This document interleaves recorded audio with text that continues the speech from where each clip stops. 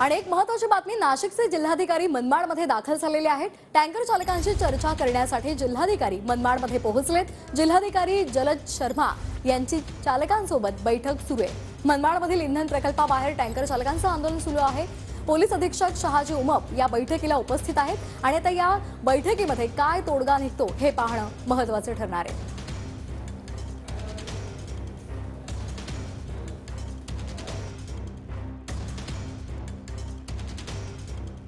सलग आज दुसऱ्या दिवशी जिल्हाधिकाऱ्यांच्या मार्फत चालकांची बैठक घेतली जाते। आपण जिल्हाधिकाऱ्यांशी बोलूयात। नेमकं सर काय सांगाल, आजच्या बैठकीत जो तोडगा निघेल का आणि जे नवीन कायदा आलेला आहे त्याबद्दल काही ड्रायव्हर्सची काही शंका आहे।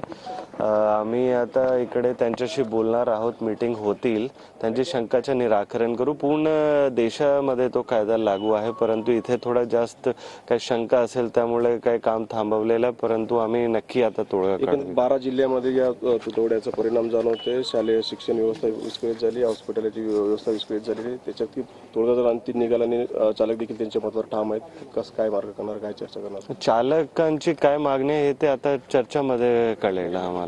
ठाम आहे की नाही ते आता होणार आहे आमची चर्चा, तेव्हा कळेल। एकंदरीत आपल्याबरोबर नाशिकचे जिल्हाधिकारी होते आणि त्यांनी सांगितलं चालकांबरोबर चर्चा करून लवकरच तोडगा करण्याचा प्रयत्न करणार। मनोहर शेवाळे, टीएनए मराठी, मनमाड।